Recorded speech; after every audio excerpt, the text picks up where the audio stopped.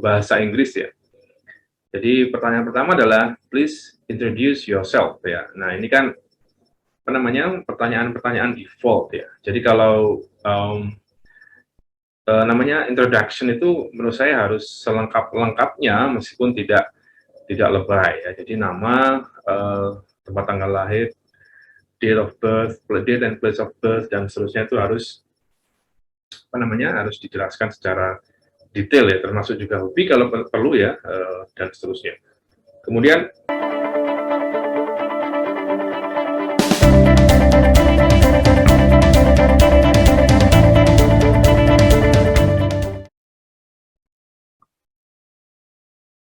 Oke, Assalamualaikum warahmatullahi wabarakatuh.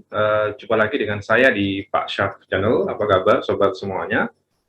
Sudah sekian lama kita tidak bersua di dunia maya ini. Nah, kali ini sesuai dengan apa namanya ekspektasi saya bahwa beasiswa pendidikan Indonesia untuk yang luar negeri sudah di-close dan akan masuk ke tahapan wawancara. Nah, sebelumnya di tahap pertama dulu atau gelombang pertama dulu itu tidak ada wawancara ya, jadi langsung seleksi administrasi, lolos, kemudian dapat beasiswa. Nah, di tahun ini kebijakannya sedikit berubah dan kurang lebih hampir sama dengan LPDP, ada seleksi administrasi, kemudian ada seleksi wawancara, dan seterusnya. Nah, untuk luar negeri akan dilaksanakan mulai tanggal 29 ya, jadi 2 hari lagi. Nah, saya sudah menghimpun beberapa sumber terkait dengan apa yang akan ditanyakan ketika wawancara atau sesi wawancara BPI ya, khususnya yang luar negeri atau BPI LN. Nah, mudah-mudahan bermanfaat. Jadi sebelum nonton video ini jangan lupa like, comment, share, dan subscribe Pak Syaf Channel, channel kesayangan sobat semuanya. Sehingga saya selalu akan memberikan konten-konten terbaik saya terkait dengan pendidikan tinggi dan juga khususnya tentang beasiswa. Oke, saya tidak akan share screen karena saya menghimpun dari berbagai sumber. Nah, mungkin akan saya sampaikan satu persatu ya mungkin ya.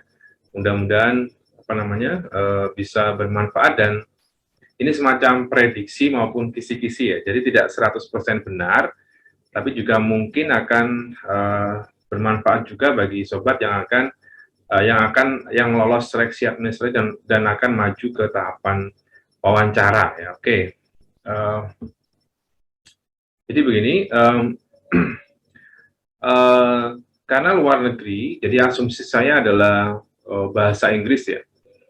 Jadi pertanyaan pertama adalah please introduce yourself ya. Nah, ini kan apa namanya pertanyaan-pertanyaan default ya. Jadi kalau namanya introduction itu menurut saya harus selengkap-lengkapnya meskipun tidak lebay ya. Jadi nama, tempat tanggal lahir, date of birth, date and place of birth, dan seterusnya itu harus apa namanya harus dijelaskan secara detail ya, termasuk juga hobi kalau perlu ya, dan seterusnya. Kemudian pertanyaan kedua adalah tell me about your major and future study ya. Mungkin juga ini penting sekali terkait dengan linearitas ya. Apa namanya interviewer itu yang idealis itu biasanya akan meminta kita untuk memastikan bahwa jurusan yang atau prodi yang kita pilih nanti di luar itu adalah linear dengan prodi sebelumnya ya. Jadi itu adalah pertanyaan yang kedua, yaitu tell me about your major and future study, kan majornya apa, kemudian future study-nya apa ya. Nah, kalau misalnya linear itu kemungkinan ya, kalau interviewernya pas dapatnya yang idealis, textbook, dan orangnya saklek ya, mungkin linearitas akan menjadi sangat penting.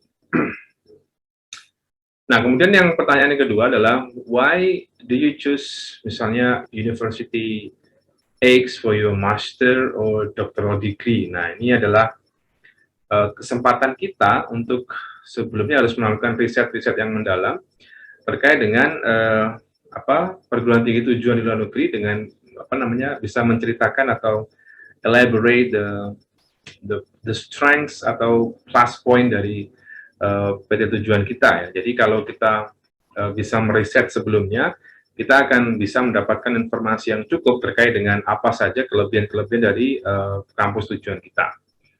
Oke, next question is IELTS or TOEFL International Score. Nah, ini harus bisa menunjukkan sertifikat IELTS maupun TOEFL kita yang bisa worldwide recognition, yang diakui secara internasional. Jadi pastikan bahwa sertifikat kita itu dikeluarkan oleh lembaga-lembaga yang kredibel ya, yang ITS ya. Nah, interviewer juga mungkin kemungkinan akan menanyakan tentang other languages ya, apakah hanya bahasa Inggris, tapi kan kita ketika kita study di luar negeri, ya, ekspektasi interviewer pastinya kita punya other languages yang kita kuasai ya, misalnya Mandarin atau bahasa-bahasa yang lainnya. Nah, menurut saya other languages itu akan menjadi added value ya, atau nilai tambah bagi kita yang akan menghadapi interviewer ya. Kemudian pertanyaan berikutnya adalah tell me about your journal publication. Nah, ini penting sekali. Ya, karena doktoral atau mungkin master itu kan nanti sangat terkait dengan publikasi ilmiah. Jadi kita harus, ya kalau ke luar negeri menurut saya juga harus punya apa ya, sudah punya saving publication yang cukup bagus ya. Atau misalnya kita sudah punya publikasi di Scopus meskipun kuartil yang bisa tidak 1-2, misalnya kuartil 3 atau 4, itu menurut saya sudah cukup bisa kita banggakan. Nah, itu adalah pertanyaan tell me about your journal publication itu adalah exhibition time ya, waktunya kita itu pamer ya, kita bisa menjelaskan, kita bisa memamerkan publikasi ilmiah kita di jurnal internasional yang bereputasi. Itu bisa menjadi bisa menjadi kelebihan kita ya.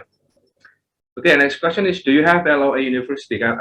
Penting sekali ya ketika kita sudah punya LOA, itu kan letter of acceptance, itu bisa menjadi sebuah advantage bagi kita ya, terutama yang kuliah ke luar negeri, yang menurut beberapa pengalaman teman atau sharing teman itu mendapat LOA juga cukup challenging ya. Jadi kalau sudah dapat LOA itu kan menurut saya menjadi sebuah nilai tambah yang ya lagi-lagi menjadi advantage kita ya ketika kita di sesi wawancara ini. Nah, kemudian next question ya, mungkin ya kisi-kisinya adalah how is the process of introduction with the supervisor ya, bagaimana kita bisa mendapatkan supervisor kita kan. Biasanya kalau ke luar negeri kan harus approach-nya ke supervisor juga takes time. Jadi ya memang LN lebih challenging dalam hal ini ya, approach ke supervisor. Kita bisa mendapatkan supervisor riset kita yang tepat, kemudian kita bisa pendekatan sampai beliau-beliaunya approve kita menjadi supervisornya. Itu juga perlu kita ceritakan secara logis, misalnya bukti-bukti korespondensinya, misalnya emailnya itu bisa kita tunjukkan.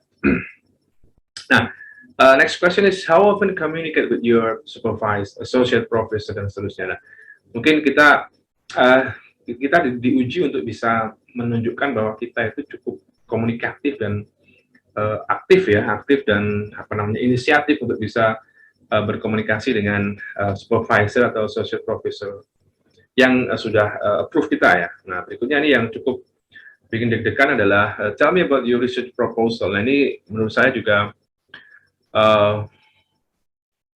cukup menentukan ya, karena memang apalagi kalau S3 itu kan rata-rata memang by research ya, atau memang research based course ya. Jadi research proposal akan menjadi sangat penting. Nah, biasanya kan akan ditanya apakah sudah di-approve sama supervisor dan seterusnya. Mungkin salah satu kuncinya kita bisa ngomong ya on process atau sudah di-approve, itu akan menjadi advantage lagi ya. And then